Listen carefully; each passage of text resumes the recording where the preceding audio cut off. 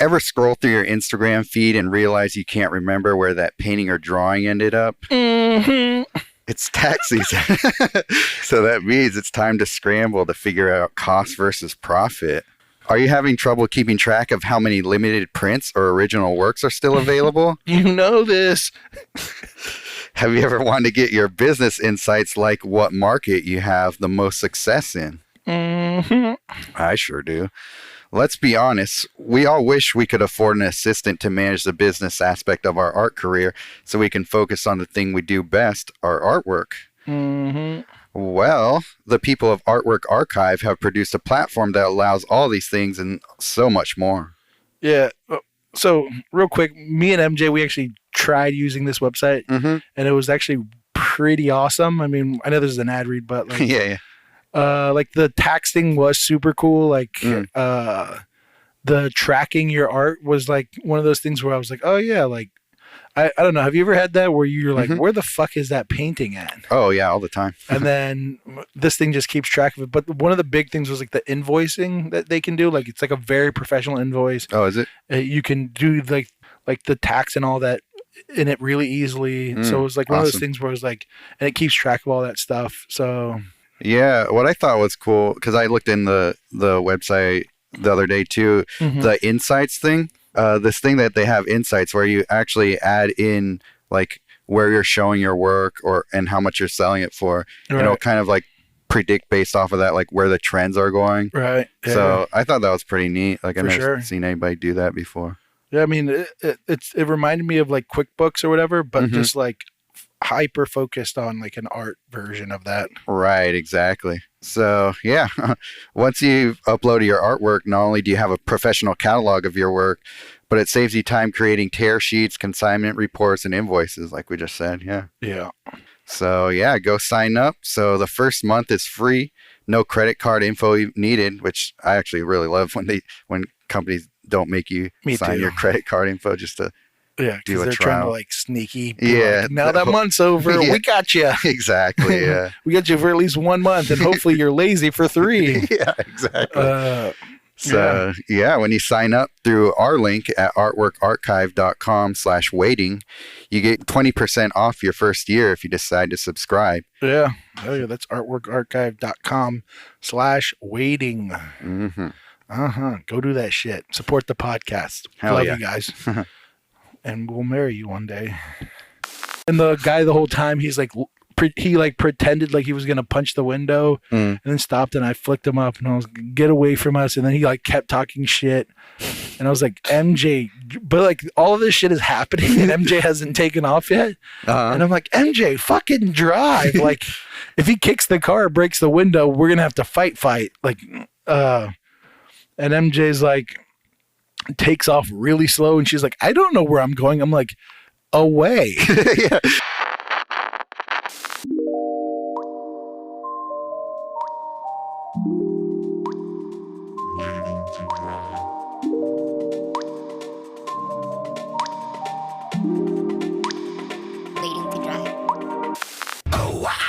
All right. The bad boys of art podcasting are back. Not what your mom likes to listen to. We say all the things you're thinking of, but too afraid to ask. Yeah. I am that badass Sergio Lopez. I'm Josh Lord. Hell yeah. Back at it. Yeah. Yeah, I don't know. Whatever. I was talking to Hellas over the weekend, and she was saying how like she tries to listen to art podcasts, but a lot of them are boring as shit. And I was like, agreed. Right. I mean, she actually was like, that's why your guys is good, because you guys are a little more silly. And I'm like, yeah, that's kind of the point. I mean, right. I mean, I love art, but sometimes it's takes itself too serious all the time. Right. Yeah. 90% of the time, it takes itself serious all the time. Right. Exactly. Yeah. I don't know what it is about people just, I guess, then into a less or a more serious mind state when they hit record or something most of the time, or what? Yeah. I mean, I've seen it with some of the guests we've had on where like you can have like a different conversation the second the record button happens. Oh, for sure. It's like, all right, I got to sound deep and shit. It's like, no, you got to sound normal. Yeah, exactly. Yeah. Like people who sound normal are like the people who we want on. Yeah. Yeah. I mean, if you want to sound deep, I'm perfectly fine with that shit too. But, right. But it's like, I mean, I get it. I get trying to listen to some shit because the other issue too is like a lot of the times with when I listen to podcasts, I will like miss something if it's like deep or some shit. I'm like, what are they talking about? I gotta go back, and I go back, and then like I get bored again, and then I'm like, what? Yeah, and I gotta go back again. It's like exactly. It's like if I can't just listen to it without having to fucking really try or something, right? Then maybe it's not time to listen to it. So I find myself listening to a lot more podcasts that don't fucking take themselves too serious. Yeah. Pretty much the same with me, where, if it's something that, like, is that serious or informative, I have to be in a spot where, like, maybe I'm going to have to take notes or something. So, like, I feel like I don't, it's rare that I'm actually in the position to do that. Yeah, great format for podcasts. Two guys that don't know shit talking about shit they don't know. But yeah, good times. So it's been a while since we did this. You couple weeks. Do anything good over the last little chunk? Yeah, Vanessa and I went down to San Diego, check out a museum show down there at the Museum of Art. Yeah, and then we went out. What was the show? Oh, it was Bouguereau. He's a French artist from like the 19th century. I know who Bouguereau is, Sergio. I know hella artists. That's what I'm known for most of all. All our listeners know I'm the art name knower guy. Yeah. Prove it. Draw a picture real quick. Of what? Of his most famous painting. Doesn't he do really good feet? He does, yeah. Yeah, I know Bouguereau, bro. Randomly. Some stick, you know what I mean? Some stick. Damn, yeah. Impressed. I'm impressed over here. Hell yeah. But yeah, it was like, I don't know, like 80 paintings or so of his. Some of them were huge. But yeah, pretty awesome. Yeah. He gets a lot of shit, right? Like some people give him shit, like kind of like for being a bit like tacky or something like that. Yeah, his, like the subject matter is pretty, I guess, I don't know, corny. Where it's like, a girl with a flower vase that broke, and it's like the girl's sitting there looking sad. Yeah. But yeah, he also did like a beast though. Oh yeah, amazing painter. Yeah, he did a lot of religious stuff too. But yeah. I mean that shit. I mean, what can you do at that time? Right? Right. Exactly. Yeah. They were all. I mean, even if I feel like most of them probably most of them probably were super religious to begin with. I mean, it was kind of the best game in town, it seemed like. Pretty much, yeah. Religious game. It wasn't like there was like options. I mean, Bouguereau's not that far back, right? No, he died in 1905, I want to say. So. Okay. So he was mostly active during the second half of the 19th century. But still, like, religion was the best game in town. Oh, for sure. Yeah. Yeah. No one was like, I'm on this science hype. Check out my paintings. Right, yeah. Yeah, none of those. I don't think any of like the industrial capitalists, I think it was a little bit before their time. So so that was like, that's pretty much what replaced the church in the 20th century, I want to say. But yeah. Nice. Yeah. And then we went out to the desert. Took a lot of photos, did a little bit of painting out there, some plein airing it. So nice. That was cool. Did a lot of... Is there desert out there, like, very deserty? Yeah, it depends on how far out you go. Like, because most of Southern California is a desert anyway. So, right. Like, it's like the area we went to was called Anza Borrego, and that's kind of like the probably western tip of the Mojave Desert, because that's huge. And so, yeah, it kind of is like Joshua Tree a little bit out there. Sure. So, yeah. Big rocks. Big rocks. Pokey plants. Yeah, lots of pokey plants. Yeah. There's this pretty crazy slot canyon that you go through, where like the width of it, you have to like walk through sideways to get through it at some points. So that was kind of neat to explore that as well. For sure. Nice. Did a lot of eating food as well. Nice. Speaking of, have you ever heard of party brunches? Party brunches. It sounds like some drunk white girl shit. Pretty much. So yeah, Vanessa and I were looking for like a place to eat before we went to the museum, and we found this place on Yelp. It was called Werewolf. It's like, the food looks pretty good. So we get there, and there's like a wait, and like as soon as you walk in the door, there's a DJ playing there. No. Yeah, exactly. So it kind of like you pretty much get the vibe of what's going to happen in there. What's the point of it? Just so they can slang mimosas or some shit? Why are they doing that? Basically, I mean, it's definitely meant to like attract the type of crowd who would want to like party in the That sounds mid-morning. fucking horrible. It was, yeah. I've never gone to a brunch and thought, you know what? I wish this was louder. No, yeah. Isn't brunch supposed to be kind of like the meal that you do because you were drunk the night before? I feel like that's what most brunches happen Sunday because Saturday, Right. and everyone goes there and everyone's kind of like a little haggard, and we're all like, yeah, we got drunk last night, so we woke up at midday, and now we have to find a place to eat. Yeah. I don't know. Why the fuck would you want a DJ in that environment? Yeah, well, neither Vanessa and I wanted that, but we got there. It's like, oh. Fuck live music in a restaurant, first of all. Oh, absolutely. One of my least favorite things a restaurant could. I mean, it's probably the single. I'd probably have shitty food in silence. I would probably prefer that over decent food and a loud environment any day. Well, yeah, I guess, yeah, you would have been in the same boat as us then. Yeah, fuck. Yeah, like add on to not only the DJ, but like the bartenders were yelling and they either bang a gong or pots and pans when people would order. Like, oh my God. Crazy drinks. So it's like, it was pretty much the worst. God damn. I mean, fuck it. You probably would have just left. Like, let's go somewhere else. Yeah, I mean, the second I saw it, if I walked into a place and they were loud as fuck with a DJ, I'd be like, nah, not today. MJ goes, like, their family likes to go to this Nicaraguan restaurant in San Francisco. Okay. For like events, like Mother's Day or something, because they're Nicaraguan. Right. And there's slim pickings for Nicaraguan restaurants. God damn, sure. It's hard to say. Bistros. I'm gonna call it Nicaraguan bistros from now on, just to fucking save my tongue. But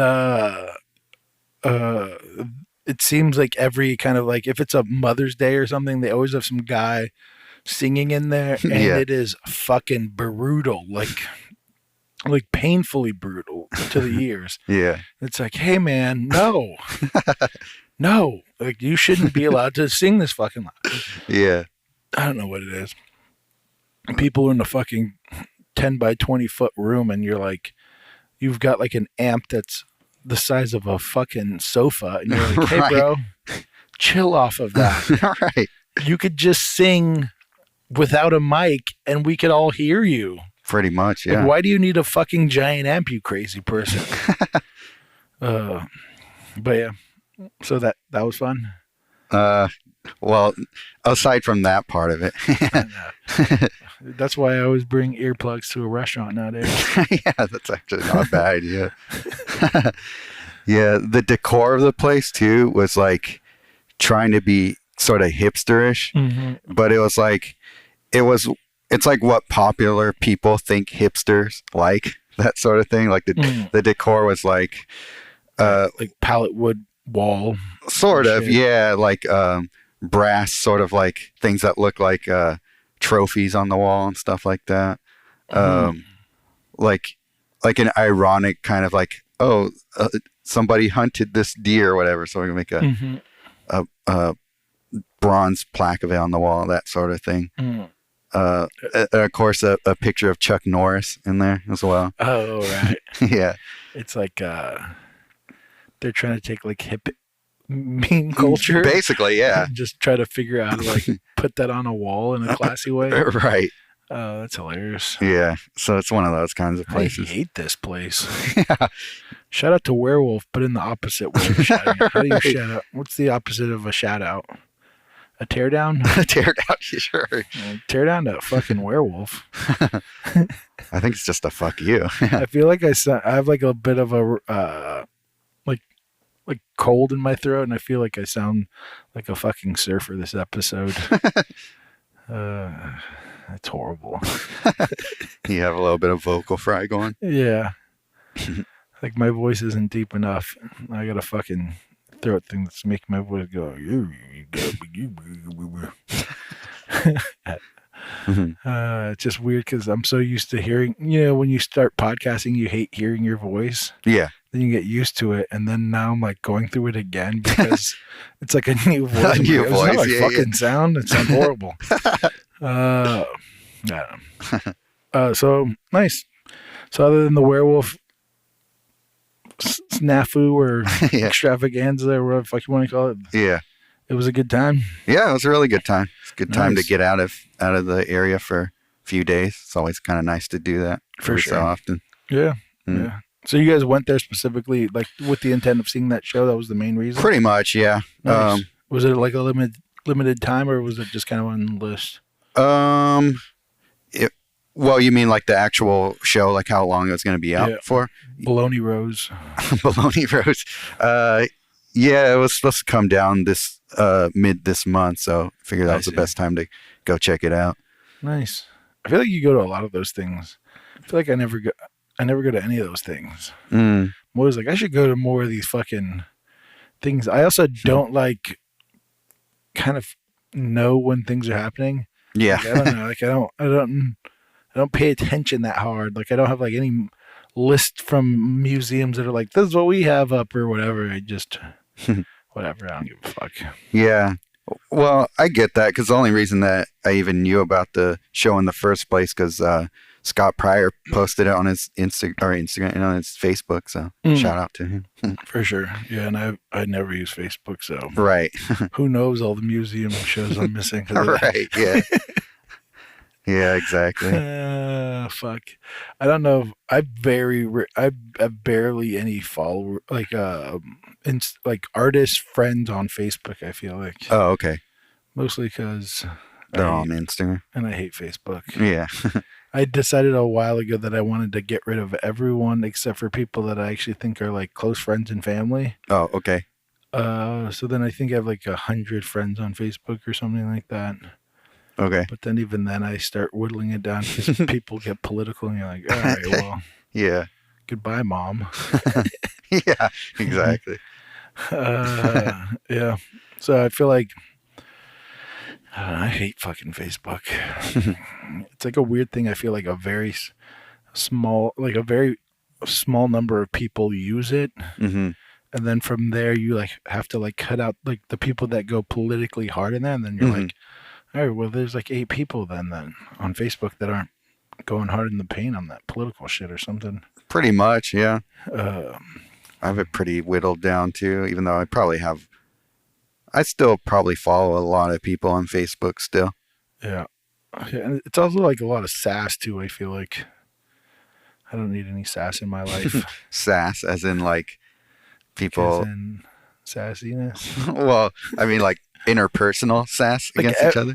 Yeah, like I feel like everyone's on the edge trying to like argue with each other. Oh, You know sure. what I mean? It's like if you go on That's true. Reddit or something, it's like people might have arguments or something, but at least the main objective is to make each other laugh. Right. That's true. Yeah. Yeah. And most people on Instagram are gonna be fucking friendly Hmm. because there's incentive to not be an asshole. That's true. Yeah. Because you're not like I don't know.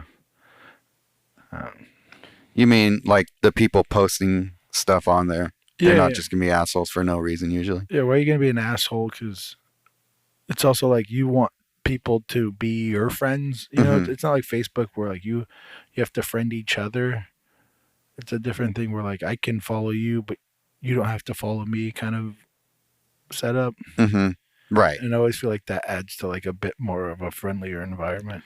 I think so. Yeah, I think you're right. Because, yeah, when you follow somebody or when you friend somebody on Facebook, they automatically end up in your feed. Yeah. And most of the time, like, I didn't want to see anything you post. Right. And then if you're an asshole or whatever on Instagram and you have 10 followers, no one gives a shit about your opinion. Right. It's like, oh, cool, man, 10 followers, no one cares. Right. Probably because you're an asshole. Yeah. Yeah, so I don't know. It's like there's value in not being an asshole in that environment. Except for I'm an asshole sometimes. So. Only in the DMs. They have to find you to. It's not only. But yeah. Other than that, what's new? Painting? Pretty much. Just finished up a painting for the next Modern Eden show, which was fun. Mm-hmm. It was from a reference that I took when Vanessa and I went up to Humboldt. Mm-hmm. So I had her pose in front of a canyon of ferns and added some crystals and jewels and things to go with her energy. To go with her personality, yes. But yeah, it was fun. It was a fun little challenge of painting. Well, not only the painting part of it wasn't as hard, it was really putting the reference together that was like the trickiest part. Because pretty much with the reference, I kind of had to go with what I got. Like, so the lighting for the crystals and stuff is totally different than the lighting for the environment. So like trying to make that work somehow. Yeah, that was the tough part to try and figure that out. But I don't know. Sure. I think it came out okay. Yeah, problem solving. Yeah, pretty much. Some of the funnest parts. Did you enjoy that or no? Or is that frustrating? What you mean like figuring that problem out? Yeah. It's fun when like, there's a solution in sight. I'm not as into like figuring out problems that are otherwise like too hard to solve. I don't know. You probably like the challenge of that more. Yeah, I don't know. I mean, I like failing a little bit and then like readjusting. So when it hits, you're like, nice. Yeah, that's true. Or going in with a plan and then realizing that plan's not working and then going like, all right, well, this shit has to adjust. Right. To aesthetically be pleasing, because at the end of the day, that's important as well. Yeah. So, yeah. Yeah, I mean, yeah. I don't know. that there is that part of like the equation which is interesting, the aesthetic part. It's like you have this like idea of like, oh, I have to add these crystals or whatever, and then if at the end of the day you start painting and you're like, wow, this looks really fucking bad. Right. Even though the idea is that or whatever, right, you still have to adjust. So you don't have to abandon an idea because it looks bad, but you have to figure out how to make it look good. Yeah, there were definitely different iterations that I first figured it out. But I mean, I do most of the problem solving in the actual like working out in the reference stage. Right. So just for me, I like that more than trying to figure it out in paint. Sure. I mean, I get that.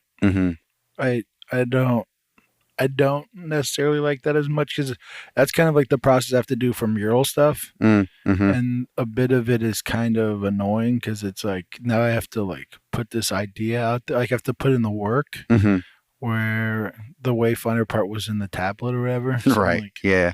I don't know. I wish I wasn't that. I wish it was fucking like painting. Right. Where I'm like figuring it out as I go and I have like an idea in my head, but yeah, working it out on the wood panel is way more. It's like always the funnest part. I mean, like as you're painting it as you go, just figuring it out. Yeah, because it's like it's that idea of like I have this idea in my head, I want to hit all these points or whatever, and then you start working it out, and you might have like an initial like the most I'll have is usually like a sketch.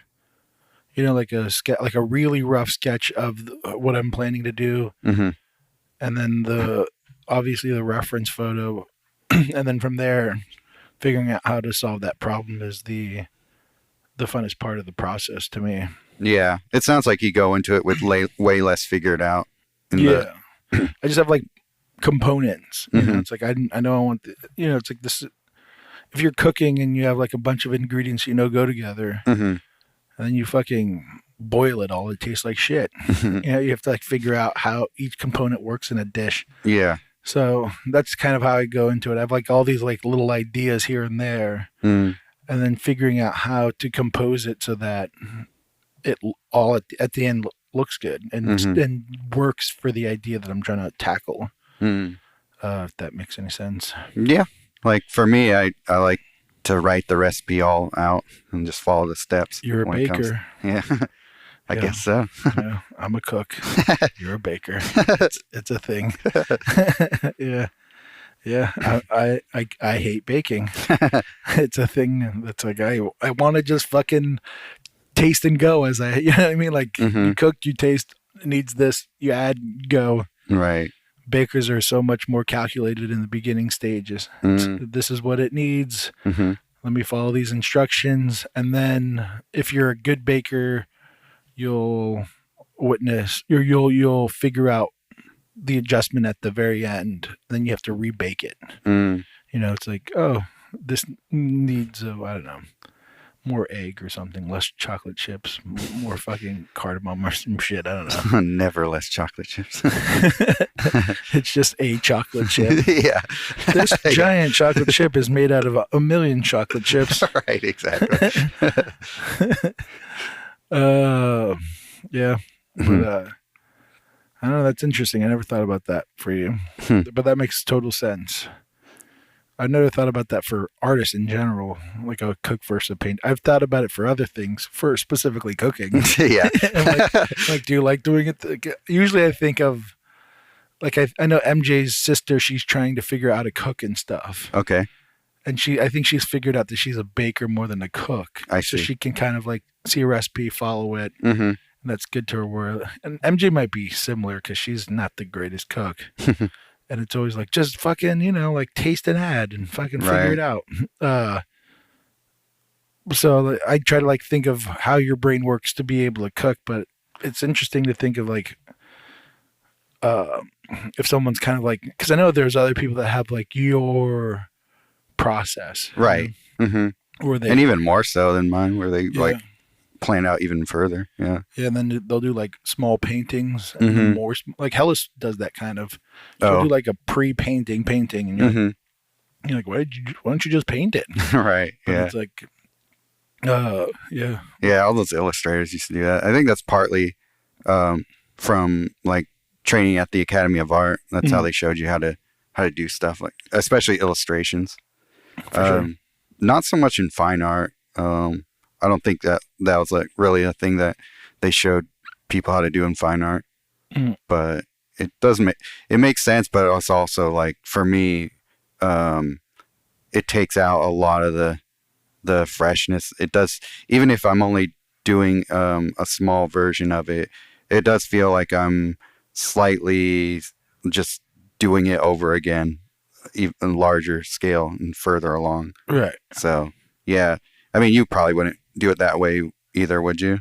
Doing like a small version of it first? No. Yeah. MJ kind of does that a little bit in her sketchbook. She'll do like little like tiny paintings with gouache, and then she'll do it. But it seems to be good for her. My brain doesn't work that way. Yeah. It's like, even if I have like a well fleshed out sketch in my sketchbook, if I try to redo it, most likely there's going to be a decent amount of changes. It's most likely just for the posture is what I'm going to try to tackle. Oh, okay. In a sketchbook, like, I want you to be like that. And then there's still like more to develop as far as like an idea. Oh, for sure. Yeah. But yeah, I don't know. All that I like figuring the shit out I'm a cook. Yeah. I like figuring that shit out as I go. Yeah. Add a little salt. Yeah, exactly. But yeah. I went to a fun party this last weekend at Irene's place. Oh, yeah. Yeah, that was a good time. Yeah, that's the one that she put out an email for, right? Or something like that. I don't know. That's probably how you guys found out. She about just probably texted us. You. Yeah. Yeah. Bunch of people there? Yeah, there was a shitload of people there. But it was like, I think, I don't know who gets credit for it, but Monty told me that, because Monty came down, I don't know, like 2 weeks ago or something like that, and hung out with me. I think I told you about that. He was coming down. Oh yeah, when you were out of town. Yeah, and we were hanging out, and we were talking about how it sucks that like Wonderland, which is kind of like our hangout spot, isn't around anymore. So like Right. our group doesn't like gather like we used to, because it's like you have a show once a month. Right. You know, it's like I might not go to every show, but if I go to like 6 shows a year, you know, I'll see everyone like every other month or something like that, or whatever.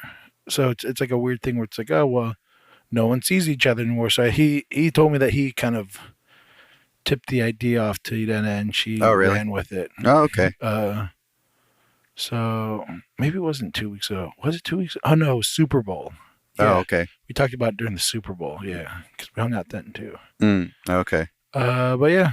So then she got the ball rolling, and then it was fucking extremely packed. Oh, was it almost too packed? Was it at her place or? Yeah. Oh, okay. And it was hot as fuck. Oh yeah. Because there was too many people. So it ended up being like me, Monty, Leon, MJ, Felicia. I forget her last name. Not Felicia Gabaldon. Yeah. Oh, Felicia Ann from Oakland. Fault Line. Yeah. Yeah, her. And was Mario and a couple other people. Yeah. But we were like outside in the freezing cold because it was super cold. Oh yeah. Just because it was so fucking hot in there. But yeah, good time. Yeah. A lot of like cool conversations with drunk ass artists. For sure. Yeah. Yeah, it was fun. It's always good seeing like your like art family group of people. Yeah, you know? totally. God, it just makes me want to always do it. MJ, we have this routine where MJ gets furious with me because I never want to leave a party. Yeah. And yeah, there was no difference in this one. God, I keep like kicking something under the table. I don't know. Are you hearing that shit? Yeah, I hear it. I don't know what the fuck I'm doing, but whatever. I'll just try not to move ever. But yeah. Yeah, that was fun. I don't know if I did anything else other than I got drunk with Monty, which was fun. Yeah, that's always fun. Real drunk. Of course. The week before when you were in San Diego. Oh, okay. Yeah. He like texted me the next day, like, "Did I fall?" I was like, "Yeah." Did I fall? You fell. Yeah, it's always good times with Monty. Was that in the city? Or? No, here. Oh, okay. Yeah, because he has family up here, like in Sebastopol area. Right. So yeah, we're not. he was in the neighborhood, and we were like, "Come over. We'll have a fucking day of it." Nice. Yeah. So good times. Awesome. Where'd you guys end up going to drink? We went to Hen House and Cooperage. Nice. Just 2 spots. But they got strong beers in Cooperage. Yeah, both Hen House and Cooperage. Yeah, but Monty drinks the darker beers, which are usually lighter in alcohol, actually. Yeah. Like the stouts and stuff like that. But they have an Imperial Stout over there that's 10%. Oh, okay. And he was drinking those and didn't realize it. So oh, shit. He got toasty. But yeah, good times. I've been drinking too much the last couple weekends. Oh, really? Need a little break, I think. But yeah, working on a big piece. Oh yeah, I saw that on your story. Yeah. Yeah, I had a couple conversations about this at that party, which is like that like weird, I don't know, like I'm having it a little bit with this big piece. I'm slowly chipping away at it because I have like this weird hesitation to like move forward on it. You know, like I think it's like this weird like I don't know, fear, I don't know what to call it as artists when you're, especially if you're working on a big piece, you kind of like mathematically break down the amount of time you have. Like you're gonna have to work on this piece, and then all of a sudden it like makes you, it puts you in quicksand because you're like you're afraid that you're gonna fuck it up. You're kind of afraid to commit that much time to a piece. Yeah. So it's like all these things where you're like, you got like all these hurdles you got to fucking get through. So that one's been a bit tricky for me because I'm like, I'm like, I don't want to work on the lady yet. So I just keep like working around her and doing like little things here and there. I'm like, all right, let me just paint these boots today. So I like work on the boots rather than fucking, I'm like, let me work on this skirt today a little bit. So Right. it's like, I don't know. It's a weird, I mean, there's also like, because of the size, it's also like this thing where I am trying to break down, like you work it through like the layers of things. Cause sometimes I can't paint one thing in one go, if that makes any sense, for the effect I need. Yeah, totally. So I have to like paint it, let it dry, and then go back into it. And so right now I'm kind of getting away with like, all right, well, I need to paint this layer and then let it dry. So then I paint it. I'm like, all right, I can let it dry. Right, I don't have to exactly. work on it, even though there's like tons of space to work on. Yeah. I'm just like, I don't know. I mean, I'm good. But yeah. But I got that from a lot of other people, like my buddy Robert Garcia, which hopefully I'll have on the show at some point. He's God damn it, he's a busy man, and I'm always trying to get him on. He was actually, I think, the first person I talked to when I was like, we're starting a podcast, I want you on. He was the first person I told that to. Oh, really? Huh. And 2 years later, but yeah, he's had like a full show. He was telling me that I knew he's had a show at the Oakland Museum at one point. Oh, okay.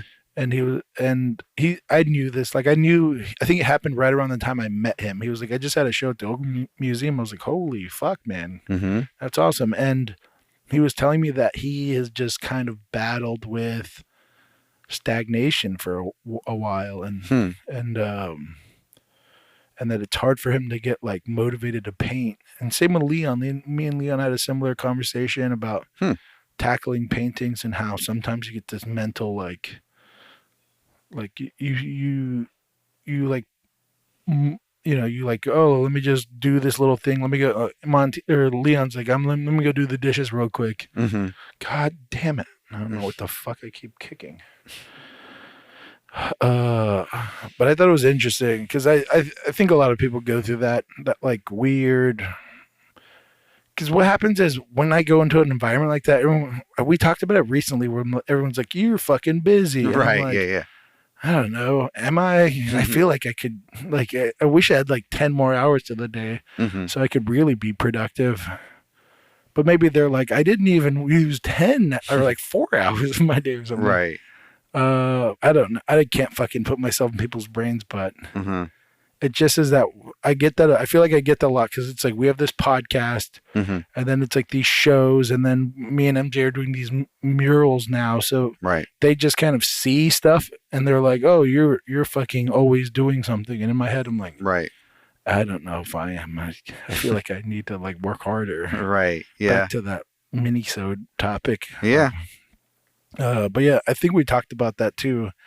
I was like, I forget who I was talking that with Hellas, I think. I was like, Sergio said that he doesn't need to work hard. She was like, what the fuck? What did you say? How did you twist what I said? And I was like, Sergio's like, God damn it, what the hell just happened? Let me just pause this so I'm more comfortable. All right, you would think. All right. Let's see what we're saying. I was like bringing up the topic of like having to work hard as an artist. Yeah. I was like, Sergio doesn't think so.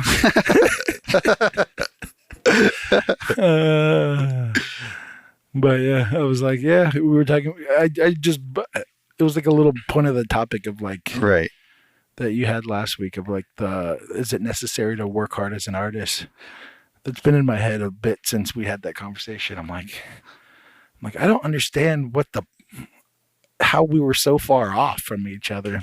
Well, no, I maybe that just got like, because I explained it badly. Maybe. But I just mean more to the point of like having like I guess a more well-rounded sort of practice as an artist. That's not just like, do you have to be like chained to your easel all the time sort of thing. Oh, like you have to be painting nonstop like that? Is that what you mean? More or less, like, kind of. I mean, maybe you do have a point where, because I don't see myself ever being the type of artist that would want to like wake up hella early and just like paint until I exhausted and then just do it over again. Mm-hmm. And I don't know, some people are like that. Like I know Coro was like that. I don't know if he still is, but like there are some people who do subscribe to that way of thinking as far as like how their painting goes. And I wish I I don't know. could paint more. I mean, I wish I could paint more too, but I also know how much other things I have to do just to live life. Sure. Yeah, I mean, yeah. If I could have like, because I think I have like a 5 hour potential window to paint. I think like on a weekday, Okay. like 4 to 5. Okay. Roughly. It's more closer to 4, I think, than 5. But like I have like that much time to paint every day without like other life shit. But if I could work 8-hour paint days, I think I would be super stoked on doing that. If I had that amount of time in the day. Yeah. Just to focus on painting. I just don't have it. But I enjoy longer paint sessions than shorter ones, for sure. I think it's kind of annoying that I only have that much time, because it really sucks to like stop at a point and then start. And I feel like when you're kind of like painting and you're in that mindset, time just flies, and 8 hours can just get eaten up really quickly. So I don't know. I mean, I think it's a benefit. The more hours you put in general with painting, I think it's a benefit. Yeah. Like I think there's I can't think of a negative to it. Right. So I don't know. For me, I just can't sustain that for very long. Like, I just get burnt out if I try to do too many 8-hour days in a row. Yeah, maybe. But I would still rather do like 4 8-hour sessions in 1 week than the equal amount of time broken up into 7 days in smaller increments. Oh, if that makes sense. I think that makes sense. The length of it, actually, I think I prefer that in general over shorter times, just because I can kind of, I don't know. I don't have to, like, anytime MJ comes into my studio and distracts me, it like throws me off my shit kind of in a really annoying way, like a really bad way. And I think usually there's a warm up and a cool down kind of a paint session. Like there's like a, let me set up my shit and let me get ready to like do it, and let me figure out something to listen to or watch. Let me blah, blah, blah, blah, blah. And then you finally like get into it and you're painting, and then you start painting. And then the closer you get to where you have to end, you're kind of paying attention, like what time it is and how much longer can I paint and all these things. So there's always like these distractions at the beginning and the end. So putting those farther apart kind of, I enjoy more, because it just allows for, let's say if you have 4 hours to paint, if you have distractions, like 30-minute distractions in the beginning and the end, so then you really have 3 hours of like actual painting. Yeah. It feels more substantial when you can limit the distractions in the beginning and the end, if that makes sense. Yeah, it makes sense. If you have 2 days of 4-hour paint sessions, both have an hour wasted, rather than one 8-hour session with an hour waste. You just gained an hour of actual painting because you're not setting up and taking down or whatever. Right. So it just gives you an hour with the same exact amount of time you're attributing to your craft or whatever. Yeah, I see what you mean. I guess you just have to have that stamina for it. Because, I would say that I probably have like 3 hours a day of actual, like, where I'm in the zone type of painting. Like that's what my brain can handle, really. So for me, adding like an extra 8 hour or like 4 or 5 hours to that, I would have to have breaks in between anyway. So that's just how my brain works for it. I don't know how I would be able to sustain doing that for very long. Yeah, I don't know. I would like to figure that out. I could definitely paint for 8-hour sessions pretty easily. I feel like when I have the chance to. Oh, really? I mean, there's always going to be like little like breaks and shit, you know. Sure. Yeah. But yeah, I feel like that's pretty. I mean, I feel like 4 hours is pretty easy. Every time I paint like 4-hour sessions, I'm always like, God damn, I wish I had like 2 more hours to paint. Oh, really? Yeah. So yeah, I don't know. Maybe our brains just work different. Probably. I don't know if it's one of those things like you can work up to it. I don't know if that's a thing or not. You know, like you can work yourself up from like being able to paint from like 2 hours to 10 hours if you just Maybe like a gym metaphor or some shit. Right. Yeah. Insert gym metaphor. Right. Yeah. Exactly. Or fucking long Maybe that's distance what it running. is. Yeah. I mean, I definitely feel like if I'm painting more regularly, it's easier for me to get into that zone and keep it going for longer. Mm-hmm. But yeah, like recently I've been probably only averaging like 2.5 to 3 hours of painting a session when I'm at the studio. So. And how many times a week do you think? Oh, well, lately it's been almost every day. So, mostly because I've been working on a show. For sure. So, yeah, like it's enough for me to get like my, get the stuff that's on my plate done, like the things I need to get done. But for all the things I want to do, it's not quite enough time.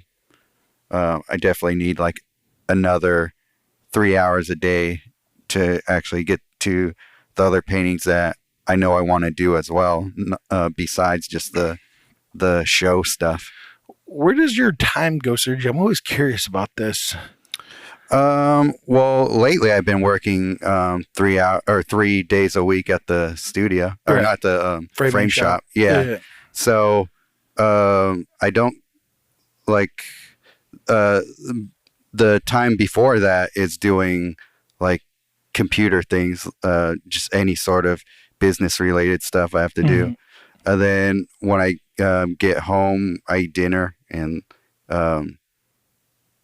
do everything else, like shower and all that.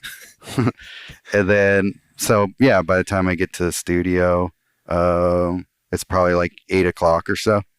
And then if I could work another 3 to 4 hours before I get too tired, then I'll do that. For sure. And then, like on days off, been spending most of my days off with Vanessa. Right. Well, I mean, you're in a brand new relationship. I feel like in that environment, it's like almost like it's a necessary thing to spend a large amount of time with each other. Yeah. Agreed. Yeah. I remember me and MJ got together. It was very much like, all right, well, all the weekends are gone. Yeah. Yeah. I was just curious. I'm always like, how the fuck does Sergio not have enough time? But yeah, I don't know. Gotta get some fucking probably spending a lot of time on just like art adjacent things. Like if I like the whole thing that I did on Instagram last week, promoting the paintings I was trying to sell. Right. That takes up a lot of time just because like writing emails and stuff like that for that sort of thing. So that's where a lot of time gets eaten up on just like on that sort of thing. And then, well, today also was eaten up by like Medicare stuff or insurance, health insurance stuff. So it's just like bullshit like that comes up, takes up time too. Right, for sure. Adult shit. Yeah. Yeah. What the fuck was I just about? Oh, I was gonna say, well, I don't know why no one has created like an app that's like the art assistant or something. It's like the artist version of like a Lyft, where you can hire someone to send out emails and shit. Yeah, no kidding. Well, they do have stuff like what's that one called? It's not TaskRabbit, but it's similar. Is there like like a social media / email version of TaskRabbit? Kind of. Like you can hire virtual assistants. Mm-hmm. I don't know if it's an app though, but you can do stuff like that. That'd be fucking cool. I don't know. Sounds great. Sounds like, I mean, in a way, MJ kind of is my assistant. Yeah. Because she does a lot of that shit. I mean, I do my own like sale shit of my art stuff and like gallery and like talking with galleries and things like that. But the whole mural thing's definitely paperwork stuff's on her end of the thingy, which I think she hates. But yeah. Hopefully we get enough money to buy an assistant. Yeah.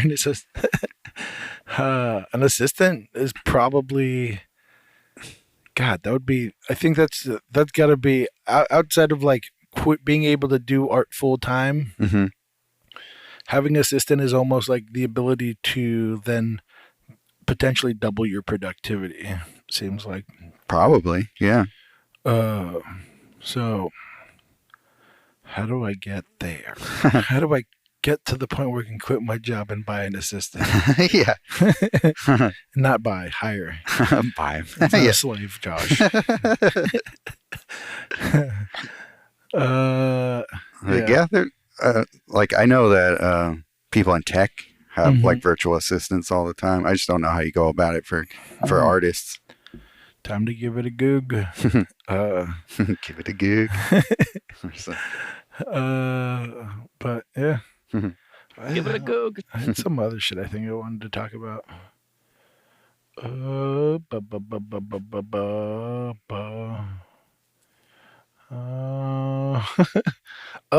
I don't know what you think about this idea. I've been having this idea about how we might have even talked about this on the podcast before, but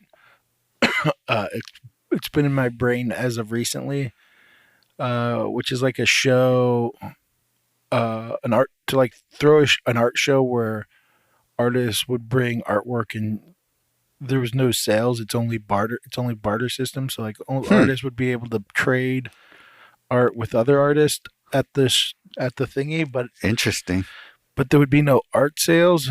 I was thinking about this the other day because, I mean, first of all, I love trading artwork. That's like one of my favorite things to do with my art. If it doesn't sell, there's only one other option I enjoy doing anything with, and that is trading it with another artist.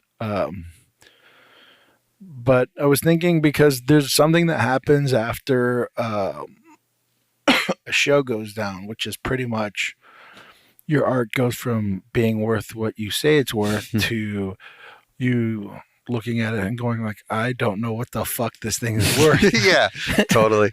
And Vanessa and I were just talking about that because I've been selling those fetish of foreign pieces. And she was like asking me how much I was trying to sell some of those bigger pieces for. And she's just like, is that realistic or not? I was just like, well, not really, because like at a certain point, it's like context matters so much when it comes to selling your art.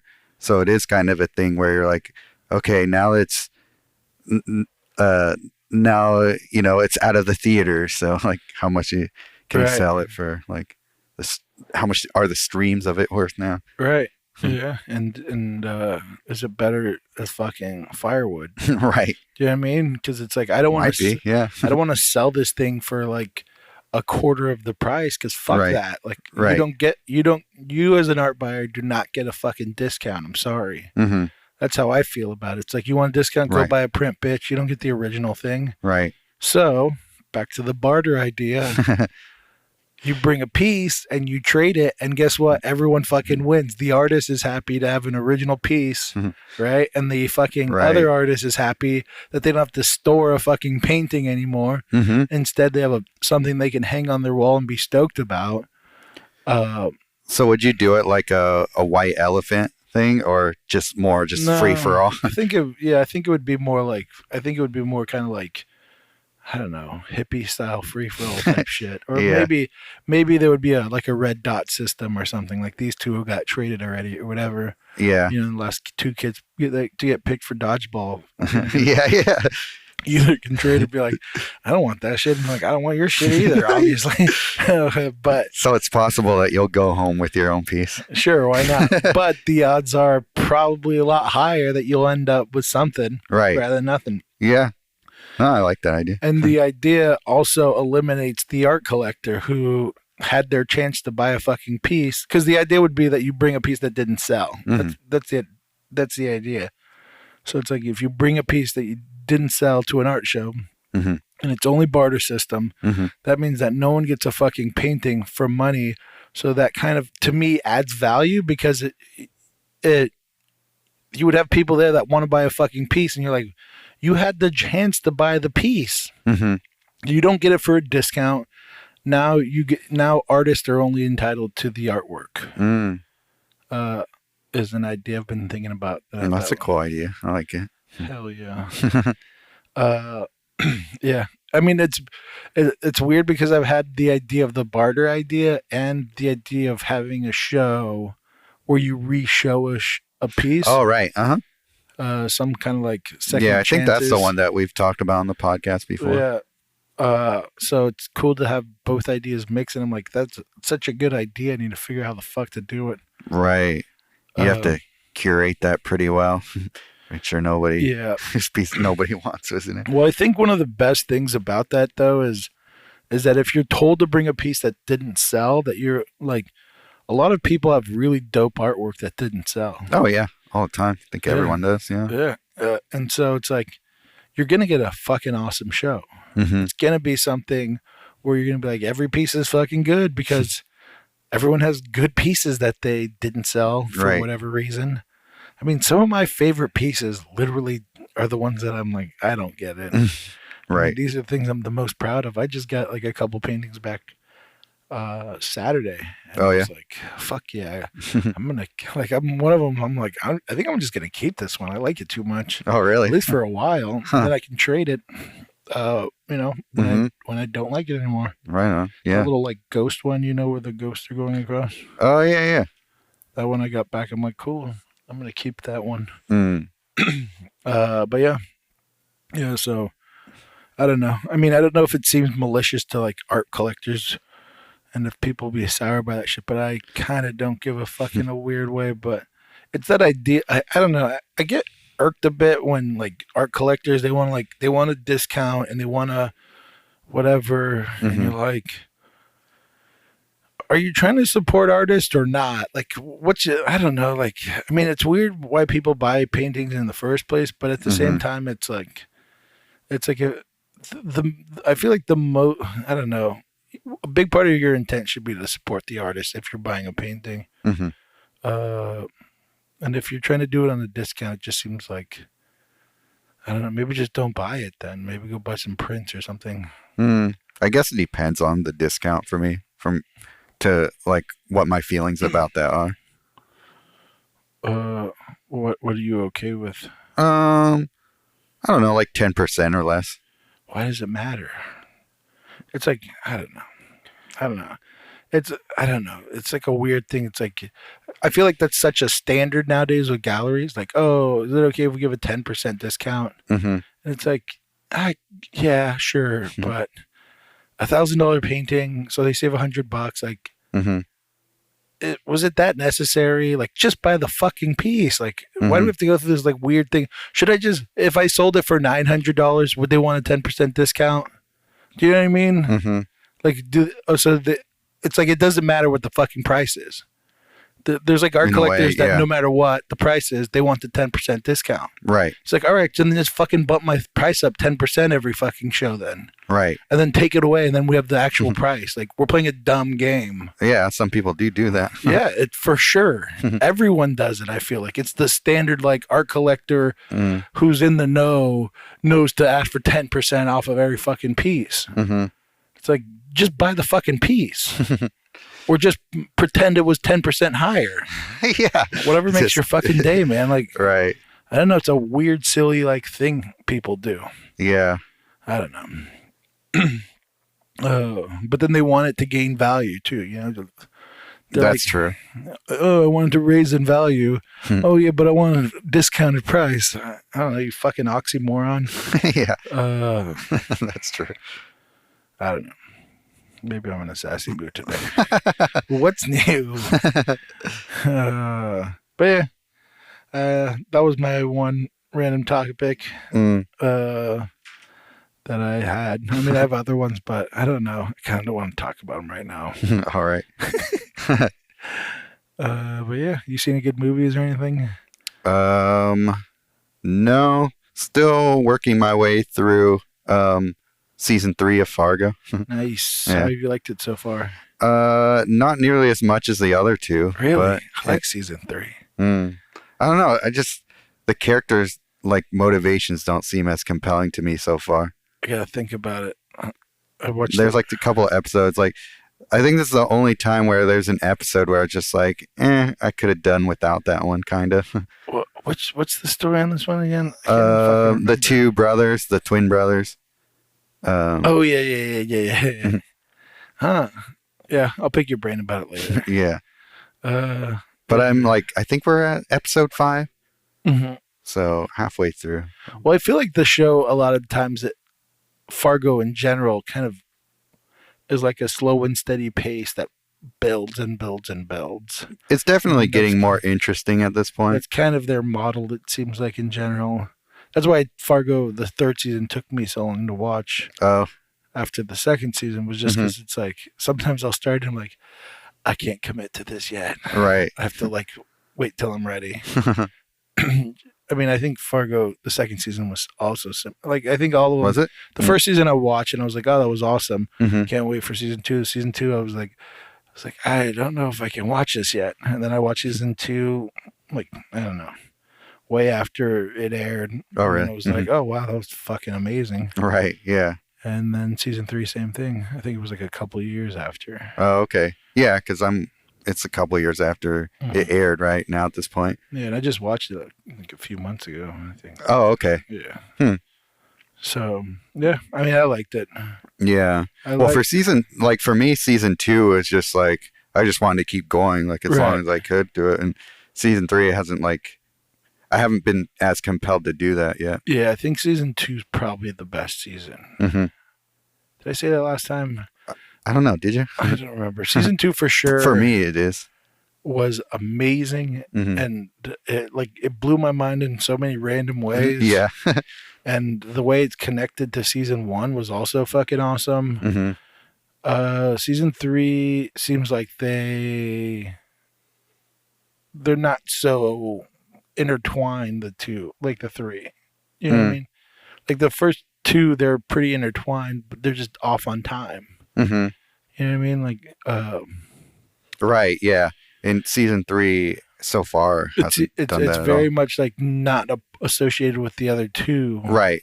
But I don't know. I really enjoyed the direction. I don't know. Any fucking TV show that can do 3 seasons of like solid TV, I'm like, goddamn. For sure. That's a tough. And all original shit. I mean, it's based off of the movie Fargo, but not. But yeah, yeah. And so they're all just like original fucking things, and you're like, holy fuck, you're nailing this shit. I mean, you know, Game of Thrones is based off books, like everything's comic book related or whatever. This thing is creating brand new shit out of nothing with just an accent connecting it to a movie. Right. Yeah, exactly. And weather. Right, yeah, weather. So, I don't know. Too. Yeah, I'm fucking... This last season, I just remember the association with storytelling and how much the fucking show is about storytelling that I found it super interesting. Yeah, like... Every character almost has like his own little monologue, his or her own monologue. That kind of like it's almost become like a trope in the show for me now, where it's like they could give a straightforward answer, but instead they're gonna launch into a little story of what it. Do you like mean. that kind of shit or no? I like it, but when I notice it too much, it starts to bug me a little. I was having this conversation with a group of friends the other day. We were talking about Quentin Tarantino Mm-hmm. and their hatred for Quentin Tarantino. And we were just kind of figuring out why they don't like Quentin Tarantino. And one of the things was his monologues, which I've known for like a long time. Like, that's like a pet peeve of people, like they hate. And one of the other things was that there's Quentin Tarantino moments, you know, and I've heard that too. The whole like it's almost like you can just hear him saying the line, you know, like it's just his dialogue is just him. Yeah. And I was like, and so you hate that. And so they were like, yeah. And I was like, that's weird because you just hate the artist's fingerprint in their own painting. Like you hate that the artist is present in his own work. Interesting. Which, is weird to me. And they were like, I don't want any director to be present in their movie. And I was like, huh. Because I can understand the point, but at the same time, I don't agree. Right. You know, I mean. So would they have the same sort of gripe against somebody like a Wes Anderson? Yeah. Well, one of the guys was like, I hate all of the great directors. I was like, what? I hate all the great directors. The one that he was like pondering about was like the Coen brothers because they're so all over the board for the most part. Sure. I was like, they do have like a style to their stuff for sure, though. But but I was like, what about Coen brothers? And I was the one who was like, yes. I was like, all right, god damn it, like you just hate the artist in the fucking art form. That's interesting. Yeah, which I thought was weird. And that's the same. Would that be the same type of person who doesn't want to see any brush work in the painting? Right. Or something like that. Or like, yeah, they hate the, but it's almost like they hate the brushwork because that's the artist in the painting, but they also probably would hate like a Renaissance, like classically styled painter because that's the thumb work. Like, is there a fucking art form where the artist, I mean, it's pretty much its style is what he's complaining about. Yeah. And I feel like no matter what you pick in artwork, other than maybe photography or some shit, like your style's going to be there. Like, I don't know. Like, right. It's kind of just a thing that's there. So what movies did he like? I forget. I was pretty drunk. Oh. God damn it. Yeah, I don't remember. But I just thought it wasn't just one guy, though. It was like all of them were complaining about that shit. Really? Huh. But one of them was like, we were talking about the last Quentin Tarantino movie, Once Upon a Time in Hollywood. And he was like, but he was saying that the last Quentin Tarantino movie, there wasn't that many monologues that were that, you know, like that Quentin Tarantino like thing. There are very few of them, really. Actually, the one he complained about was like the young kids that were getting ready to go kill go up and kill. Oh, sure, you know, and yeah, that was like the most like Tarantino, like classic Tarantino-esque part of it. Yeah, yeah, and that's kind of what started the whole conversation was you complaining about that one part. I'm like, I mean, even his new dialogue is still Quentin Tarantino-esque. It's just a different version. It's just like a more mature version, right? But it's still like, if I heard it, I would be like, oh, that sounds like Quentin Tarantino. Yeah, like the young actor girl, like that whole scene when Leonardo DiCaprio's character first meets her. That felt very Tarantino-esque. Right. But it's just redefined based off of like, you know, him being a little more subtle, but I don't know. I don't hate any of it. I don't know. I have the same issue with MJ when we look at artwork where sometimes we see an artist and I can see like, I'm like, oh, like they're not that good, but I can see like a young, good artist. Do you know what I mean? Like someone that's not mature or not whatever, but like the direction they're going is going to end up being interesting when they put all the pieces together. So I can like appreciate that a lot. I can go like, like that reminds me of like, you know, something I went through or something I've seen other artists do or, but in like their own way. So like, that's cool to me because they're kind of like figuring out their own shit as they go, and the older they get, the more mature or whatever the fuck you want to call it, they get, the more the style is just going to become, Mm-hmm. you know, condensed and better. Right. But she just kind of is like, I want to see finished product, or like, it's like you can't go back and look at shit when it's a little more clunky. Mm. But I can appreciate that. Yeah. Yeah, I guess it would depend on who. For me, like, obviously I want to see like the finished stuff too, but it is interesting to go back and see, oh, this is where they figured it out. Mm-hmm. But you don't, I mean, I'm not saying like I'm going to be like, oh, they're fucking awesome. Mm-hmm. But I still can see someone like MJ will, I don't know, she'll like point out someone and go like, oh, look at this person or whatever. Like their work sucks. And I'm like, it's not great, but there's something there. Like it just has to be worked out. Everyone has the ability to do.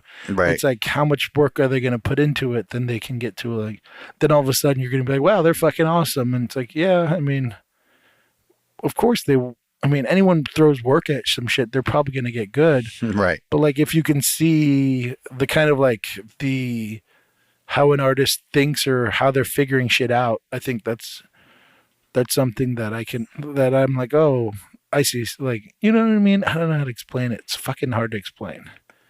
But that like, oh, I can see something there. Like, oh yeah. They just need to kind of keep working away at technical ability or whatever it is that they need. Right. Like they get concepts or whatever well enough. Or you can see how they problem solve shit in like a very basic way, but it's like, hey, they're figuring out how to say what they need to say or accomplish ideas they want to accomplish. Mm-hmm. They're a bit clumsy, but at least they're working out their issues, like that like they have an idea and they're attacking it rather than kind of sitting back and trying to figure out how to, like, I don't know, be safe or some shit. I don't know the right word. But yeah. So my guess is that MJ finds these people because they have a lot of followers. It might be that, or they might be talking shit. Probably not talking shit. I don't know. Or they might, I don't know. It might be because they're follower, but I don't think it's always that. I mean, there's some people that I follow that she's like, they're not good. And I'm like, I don't know. I think they'll be good. And it's like, I kind of want to see where this ends up.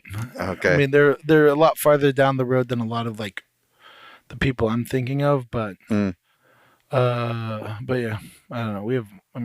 It's a taste thing. Maybe not. I don't fucking know.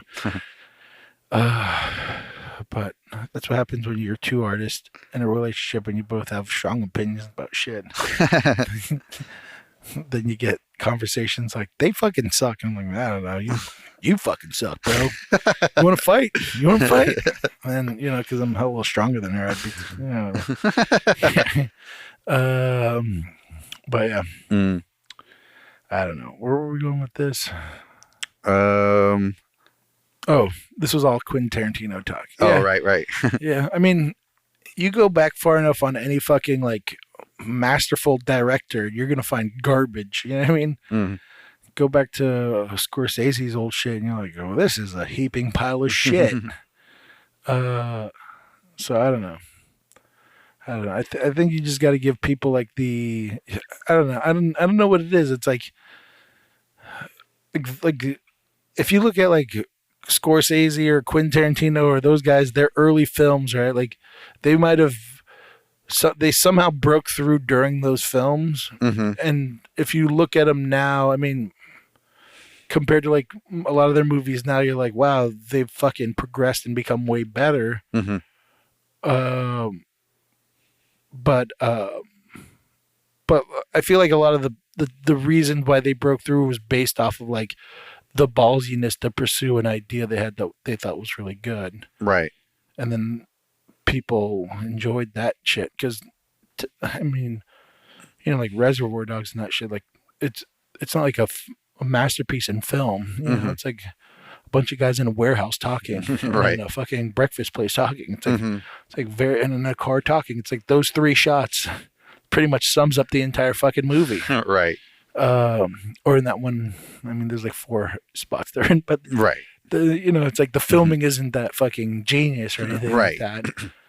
But it's just like a new way to tell a bank robber story. Mm-hmm. And he just tackled that problem in an interesting way Right. that made you watch it and enjoy it. Mm-hmm. So, I don't know. Good idea. Probably if he did it again, it probably would be a lot better and more dynamic, but I don't know. I don't know what fucking That's all I'm saying is fine for potential. what it was, Sometimes yeah. you can spot potential. Right. Yeah. Yeah. That's all I got. How many of your people you follow are like fall in that category? I don't know, Sergio Lopez. Just kidding. I don't know. I would have to like go through my followers. I don't follow that many people, I don't think, but So like less than 5% of the people you follow, maybe? There's probably like 6 people Oh, okay. that I'm like, I wonder how they're gonna. And sometimes I'll unfollow. I'm like, all right, you went shit. You went to shit. Yeah. I believed in you. Yeah, there's other people I've seen that have like blown up huge, and I'm like, oh, that's fucking cool. Or just gotten good, Mm-hmm. and I'm like, good on you, man. Like, For sure. but yeah, I don't know. I would say maybe like 6. Oh, okay. Yeah, not too many. Mm-hmm. I mean, I'll look at people's stuff. Mm-hmm. It's also like people. It might also. I mean, another category of person that might fall into this, like, oh, they might have potentials. Like, you go to like a group show and Mm-hmm. you know, Oh, yeah. you might go like, that person fucking sucks or something like that. Mhm. MJ will do that. I'm like, I don't know. I think it might be cool. But yeah. I like how you make yourself the good guy in these stories. Yeah. And then like I go up to a homeless guy and give him some money or whatever. I don't know. Right, yeah. And then like there's a house on fire. I put it out. Oh, by the way, while we were at the party, the house almost caught on fire and I saved the day. What happened there? Someone accidentally on the stove. It was a potluck, so it was like food fucking everywhere. Yeah. And someone put like a tray of some shit on like a metal tray on the stove, Okay. but underneath it they put one of those like yellow mail bag thingies that have like the poppy Oh, sure. bubble stuff in it. Yeah, those bubble mailer Yeah. things, yeah. They had it underneath the metal thing. For some reason, they were like, we should put this soft thing over the like metal tray in case it turns on. There'll be something flammable for it to burn. Yeah. So someone actually did it. So we were hearing like the ticking. It was like tick, tick, tick. So then I was like, hey, watch that. And I turned it off. Mm-hmm. And then all of a sudden, we saw like smoke, and I was like, "Oh, that's not good." So I just fucking slid the tray across, and the thing was on fire. And I was like, "Holy fuck!" So I grabbed it and walked to the sink. I don't know. I'm a weirdo in like pressure environments where I'm like not that freaked out because Sure. everyone was like, "Oh my god!" And, like Yeah. move like. And I just slowly walked over there and I went on the faucet and the fucking faucet knob fell off. I was like, what the fuck? And so I was like, all right. So I threw the thing in the sink and then grabbed the knob and like figured out how to put it back on and then Yeah. on it and put it out. But I was like, God damn it. That was way more. It was way more. It took way longer than I expected. Hell yeah. Then I gave a homeless dude $1 or whatever. I don't know. No big deal. While MJ was talking mad shit about art. Right. Yeah. But I see the potential in people. You know what I mean? Just talking shit about the homeless guys. This dollar will give them potential. Yeah. That guy's a millionaire today. Yeah. A fucking Exactly. millionaire. Yeah. But yeah. Yeah. Goddamn. Yeah. I talk. Do I ever tell stories where I'm the piece of shit? I feel like I've told stories where I'm a piece of shit, right? Oh, they're usually like, you don't usually like big yourself up in your stories. Yeah. Good. Good. I do that on purpose so people know I'm humble. You know what I mean? Stay humble. Stay humble. God damn it. I don't know where to go from here. Yeah. Nice blue jeans, Sergio. Nice all black outfit, Josh. What's new? Yeah. I don't know. I'm sure there's something that fun that happened at that party that I'm forgetting that I should talk about. That I stole a painting. Huh? It was technically my painting. Okay. And Elena stole it from me, so I stole it back. So I'm an art thief. Putting that on the resume. Right. Yeah, I got nothing. Yeah, we got real drunk. Oh, I don't want to talk about it. There was someone with boob eyes, which was random. Boob eyes? What does that even mean? But they had boobs and they had a piece of ice in there. And, ice. I thought you said eyes. Oh, no, ice. And we were having a conversation and she went straight into her bra, pulled out a piece of ice, wiped it across her face, and then shoved it back in her boob. And I was like, you can't just do that in the middle of a conversation. What the fuck? And she was like, it's hot as fuck in here. And I was like, I know. If I had boobs, I would have ice in there, but still, you can't just like pretend. You have to at least explain and be like, it's hot, right? It's hot, guys. You guys get this. Right, yeah. But was Felicia Gabaldon there? Because it sounds like one of her moves. It wasn't her, but, Okay. But she was there. Okay. Her hat was a presence. Oh, okay. Yeah. Felicia's awesome. She's the life of the party till she falls asleep. Yeah. MJ's kind of similar to that. True. Way. Yeah. Except MJ falls asleep pretty quickly at every party. Oh, yeah. She has like a second wind. That's true. Yeah. Because it's a new day for her. She wakes up and she's starting. Yeah, She's starting a party. But yeah, I don't know. We got any? Do we have any fan questions you send or no? We got a few. We could answer the. I should also, like, when you do that, I should redo it, huh? I can forget to do that shit. We've got that mural one. You want to dive into that at all? Anna Lyle Art asked, shout out. I'm putting together my first mural mock-up and proposal. Thoughts on how to price a mural? Ooh, MJ would be a good person to talk to about this. But so the way we're kind of like we're slowly stumbling through this pricing thing ourselves. But the way we've kind of landed on it now is like there's like a base square footage thing. And then based on how complicated their design idea they're trying to pursue is. So like, I don't know, just throw out the number of like 15 or no, yeah, $15 per square foot, let's say, right? Okay.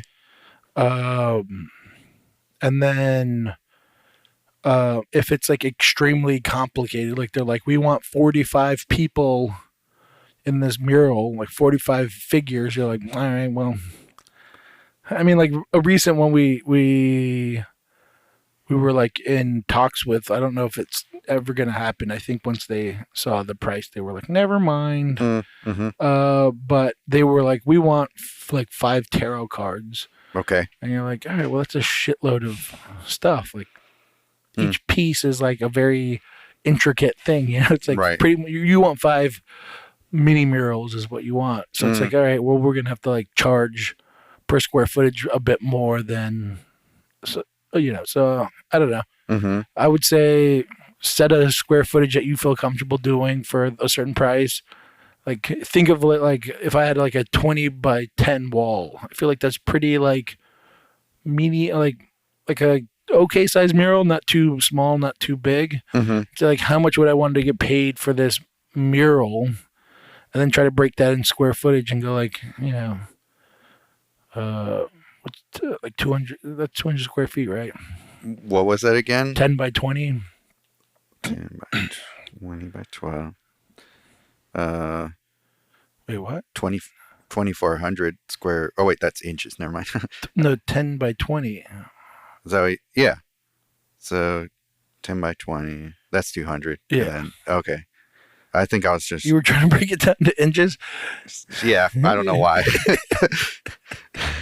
Like, I do murals by the inch, bro. Yeah, exactly. By the square inch. Yeah, I do mini murals all the time on canvas. I know, right? But yeah, I mean that's how we kind of have been doing it. I mean, we've talked a lot of shit about that actually on paintings, or at least I have. Where I'm like, I'm not down with that square inch shit. Yeah. But I don't know. For the mural thing, it's kind of like that thing where it seems like a lot of it. I mean, my artwork is just kind of, it's different than my mural work because it's more, my artwork is just full on me. I'm not fucking putting any limits to what the fuck I can pursue or do on there. If I want to go a direction, I can go a direction. Okay. And most fucking art galleries won't give a shit unless it's a old Michael Jackson painting. Yeah. But yeah, the mural is much more of like I've got to think about whatever the place is. It's pretty much a commission. I mean, it's not always like a full on commission, but it's like, like they're like, if you could do 5 tarot cards, like, yeah, and like in whatever way you would want to do it. And then you're like, okay, like, I mean, there's limits set. And for me, it's kind of like, all right, the square footage thing is just easier. So I base it square footage, how complicated, also like location, how easy is it to do, like the supplies and shit. I mean, supplies and shit should go into it, but then you have like the other issues of like scissor lift and stuff like that. Right. And figuring out, I know I've talked to the benefit is we have like mural friends, so we're always picking their brains, but I know some have said like, oh, I always do like, these are my square footage prices. And then if they need a lift or anything like that, that comes out of their end, not my end. So this is my pricing per square foot plus scissor lift cost if necessary or whatever kind of like specialty like need you might have. Yeah. But yeah, I don't know. Good luck. What is it, Anne? Anne Lyle Art, I want to say. Good luck, Anne Lyle Art. Hopefully you get whatever you're trying to get. How many people do you talk to about murals? Like how many mural friends do you have? I think 6 mural friends at least that I've talked to about it. Maybe more. No.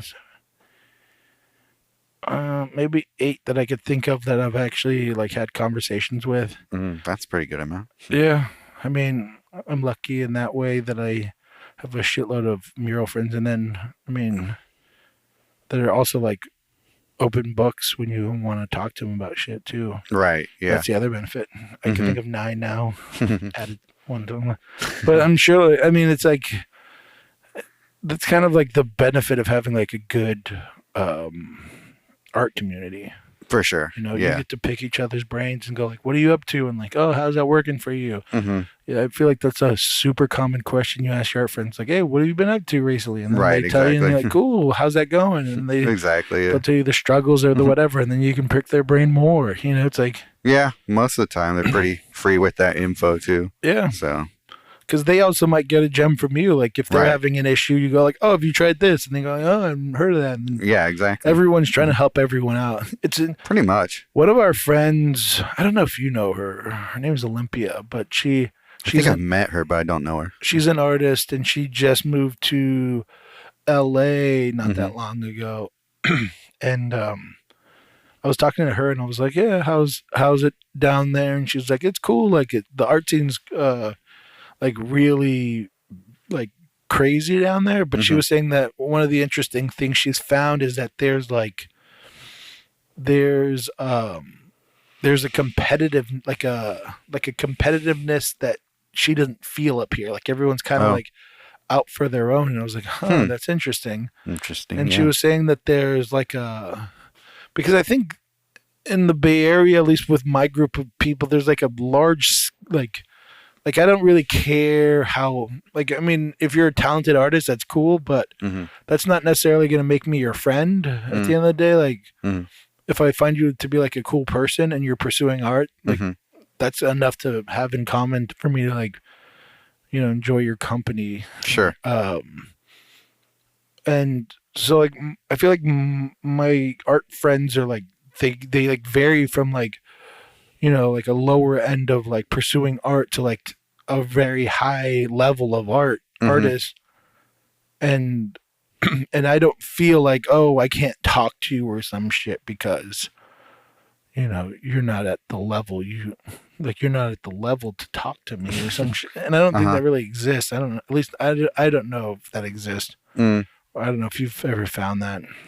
I don't know. I think people think I'm more standoffish than I am. Oh, well, that's just because that's who you are. Right. I mean, people can tell the story they want, but if you're not like, hey, what's your name? You know what I mean? Like, right. That's another thing is motherfuckers always want like you to initiate the whatever. Like, sure. It's like, hey, what's your? It's like like you're gonna just stop and be like, hey, stranger.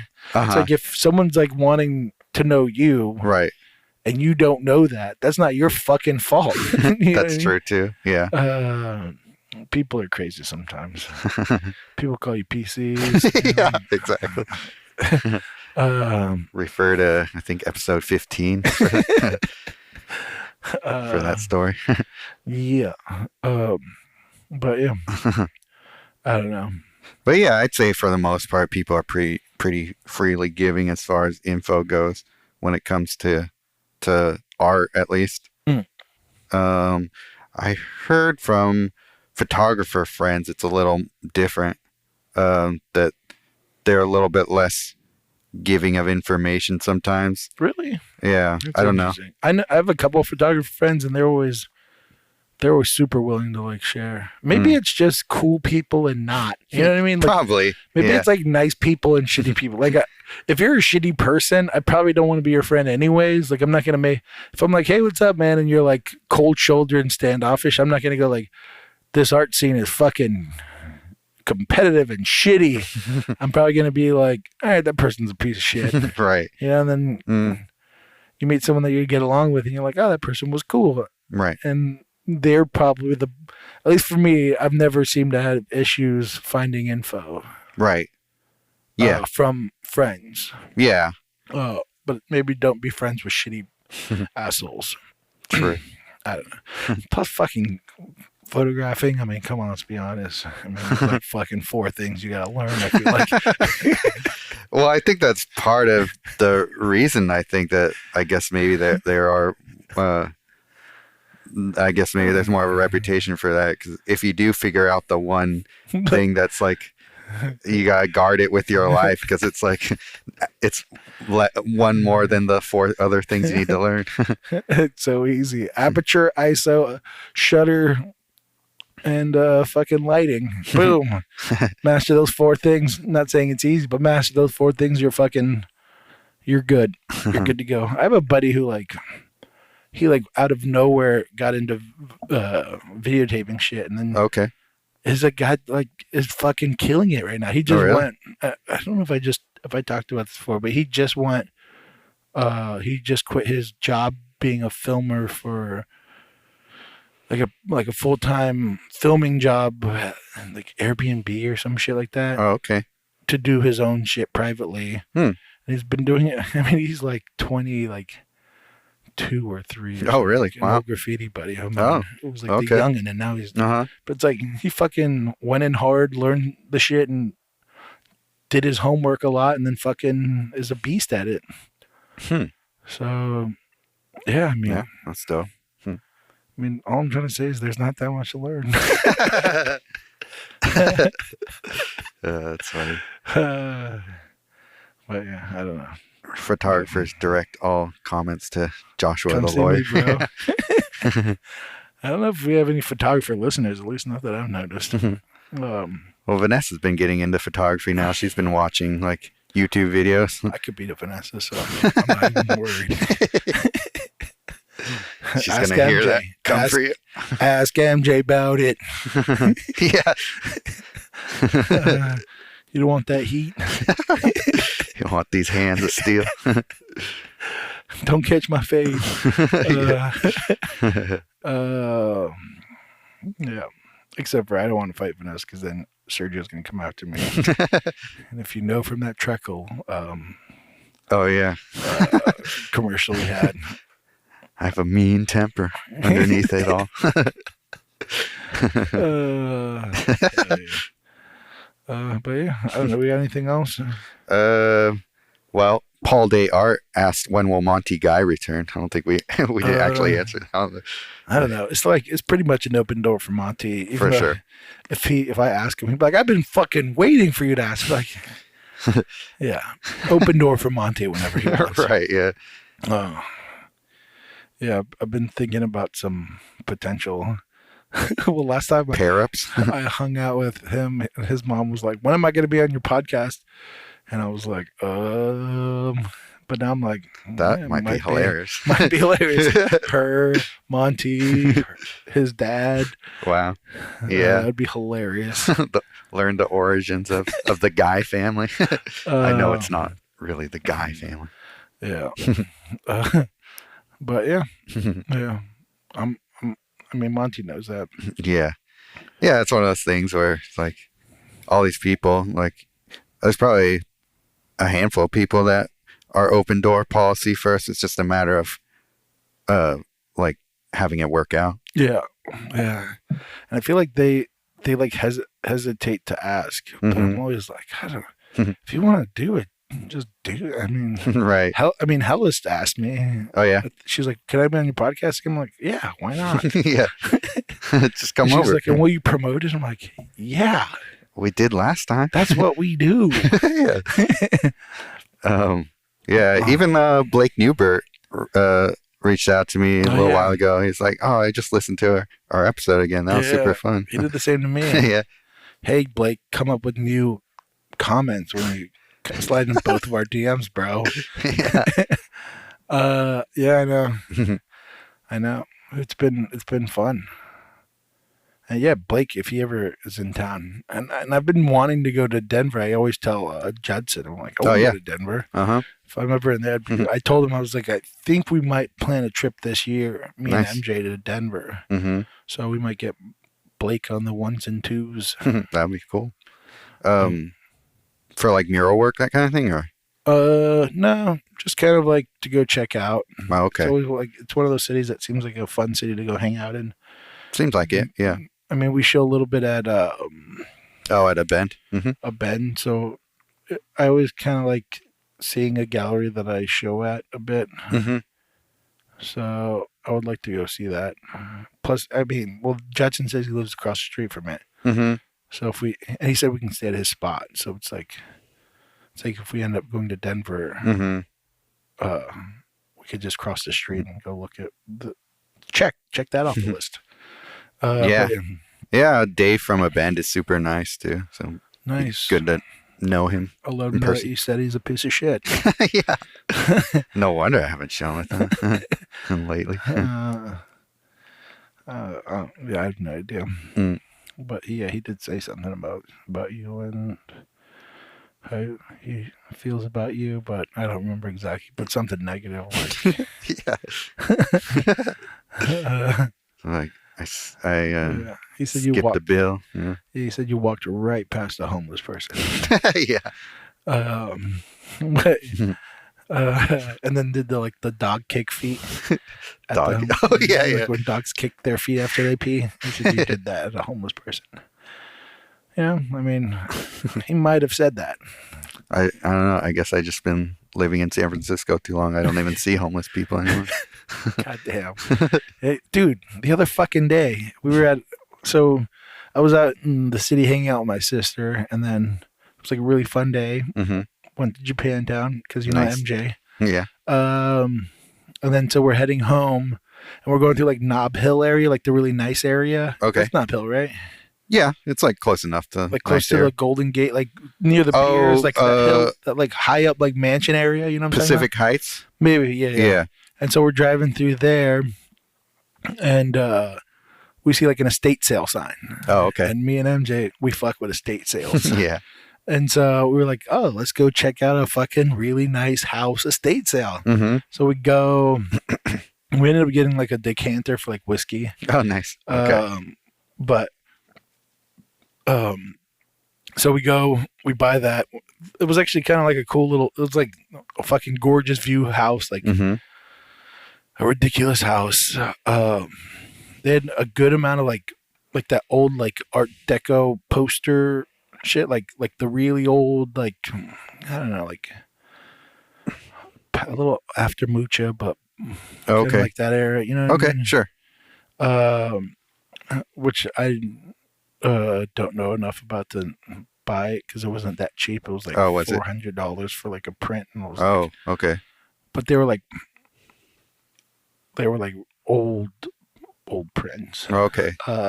They were like original lithos. Yeah, Okay. That and could be worth something. Yeah. and I was like, I don't fucking know how much that shit's worth. Right.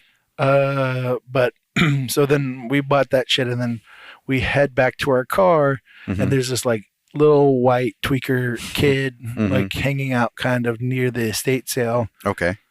and then we go like MJ's driving, so she's hopping in her seat, and she unlocks the doors, and I open the car door, and the guy fucking all of a sudden he walks up and he's like, "Hey man, that's my jacket in there," and it's like my hoodie that I left in the car. Yeah. And I'm like, "No, it's not." And he's like, "Yeah, that's my hoodie." And I'm like, "No, it's not." And he's like, "That's my hoodie. This is my friend's car." And I'm like, "No, it's not." And I go to close the door, and he has like both his hands on the fucking door, and he's trying to open it up. And so I hop out, and I'm like, "What the fuck? Get your fucking hands off my car." And he's like, "That's my hoodie." And I'm like, "No, it's not." So then he's like, "Yeah, it is, man." And he like, you know, fucking tries to pull his chest up. Okay. And so I close the door behind me. I'm outside the car, and I close the door behind me, and I'm like, "What's up? Are we doing this or what?" And all of a sudden he gets fucking small again, and he's like, "Oh, never mind." And so I'm like, "Yeah, that's what I thought, bitch," or whatever. And I fucking hop in the car, and I'm like, "MJ, drive," because I'm like, I don't want to fucking. I don't want to fight someone. Right. I will if I have to, but I don't want to. Right. And so I'm like, drive, and MJ all of a sudden is like, checking mirrors and shit, and fucking like taking off. And the guy the whole time he's like, he like pretended like he was gonna punch the window, and then stopped, and I flicked him up, and I was get away from us, and then he like kept talking shit, and I was like, MJ, but like all of this shit is happening, and MJ hasn't taken off yet, and I'm like, MJ, fucking drive, like if he kicks the car or breaks the window, we're gonna have to fight, like, and MJ's like takes off really slow, and she's like, I don't know where I'm going. I'm like, away. Yeah. Anywhere but near him. Yeah. Literally anywhere. 3 blocks that way as fast as you can. Yeah. Like, what the fuck? Do you want to see me beat up some little guy? Like it's not going to be nice. And yeah, I don't know. Were we talking about fighting or some shit? I don't know. It just came something about the estate sale. About San Francisco. Oh, yeah. Yeah. Yeah, that was my recent encounter with the fucking tweaker homeless kid. Like young too. He might have been like early 20s, if not younger. I'm like, that's the homeless I hate the most. Or like young, white, like perfectly fine to work a job kids. Yeah. Who are like, I'm fucking entitled. I'm like, you're the worst entitled. Like you think I'm sure he like probably does that to a lot of people, and they just give them their shit in their car so they don't have to fucking deal with like his wildness, you know. But I'm like, I'll beat the shit out of a little tweaker. Yeah. You think I care That's about the you, wrong bro? yeah, you're the wrong person to try that on. I told him that. I was like, I'm the wrong one, man. Don't fucking. And he was like, okay. Then I hopped in the car, and he's like, I'm strong again. Yeah. All right, man. Yeah, exactly. But yeah, I got my little adrenaline burst for that from that experience. That was fun. Good times. Did a small party want to beat his ass? Oh, a large part of it. Oh, okay. I'm trying not to fight. I would have. It was like, I don't know. If this was like 3 years ago, it would have just been a fight. Oh, really? Been Wow. like, you 3 touched years my ago, car. even? I'm beating the shit out of you. I see. Yeah. I mean, if I was drunk, it would be nowadays. Oh, Drunk me nowadays is okay to fight. Yeah. He's got less inhibitions. Mm. He's got less self-control. But Right. but sober me, I was like, you like I'm trying not to fight, and I was trying still not to fight. And MJ was like, "Are you sure?" Yeah. MJ wasn't like, I kind of want to see that.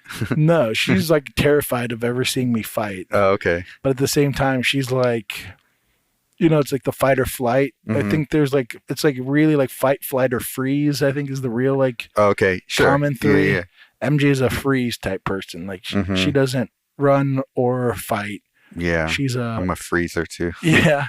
Yeah. So that's what she did. And I was like, hit the fucking gas. I had to like explain it to her. Yeah. Because she was literally like going out, like she was like not moving. And then when she decided to move, she was going like 5 miles an hour, like out of there. And I was like, hit the gas. Why are you driving so slow? Like he could literally be running next to our car. You're driving so slow. But yeah, she was like, I don't know what to do. I'm like, don't do that. Don't freeze. That's probably the worst option out of the three. Yeah. Run. I always tell her to, like, whenever any of those like big, like dark moments in human existence happen, like mass shootings or some shit, I'm always like, whenever you find yourself in that scenario, run. Just run. Don't fucking think, just run. Like, hear where the sound is coming from, run the opposite way. That's your only move. But yeah. It's weird. I mean, I could say that you're a freeze. I feel like I could have called that. Yeah. I mean, freeze or run. I'm definitely not like, I'm the opposite of fight. That's for sure. Yeah, for sure. I mean, our fake fight, you were like shaking. Yeah. You had the most adrenaline you've had in years. Right. Exactly. Yeah. What is that? Do you, like if you were put in a fight scenario, have you ever been put in a fight scenario? Like a potential, like this might end up in a fight scenario? Like, not as adult for sure. Right. Did you get beat up by your brothers at all? Yeah. And did you ever like fight back then? Not really. Damn. It's always seemed like, what's the point? They were all like, at that point, like a difference of 3 years is a lot. Oh yeah, for sure. It's huge. Yeah. Yeah. Yeah. I mean, so there was no chance in me winning any fight. See, I used to always fight back. Oh. My brothers used to beat the shit out of me. I would always fight back. My brothers talk about it nowadays, and they're always like, you never knew when to stop. Like, it was like, if they kept beating me up, then I would just try to like up the ante. I'm like, let me go find a baseball bat and beat the shit out of them. Like, oh, wow. It's like, I can't lose. Wow. Okay. Yeah. Yeah, I have a lot of memories of me running down the street chasing my brothers with like wooden, like big pieces of wood and shit like that. Damn. No, that would have been a problem. Like I would have had to deal with like my mom and dad at that point too. Yeah. I mean, my parents had never heard about us fighting. Yeah. We fought all the time, and yeah, it was a no snitch society. I was snitching. I was singing like a canary. My entire childhood, if someone snitches, it was like, oh, it's about to be bad for that person. Oh, really? But yeah, because they get stitches. I see. But yeah, that's interesting.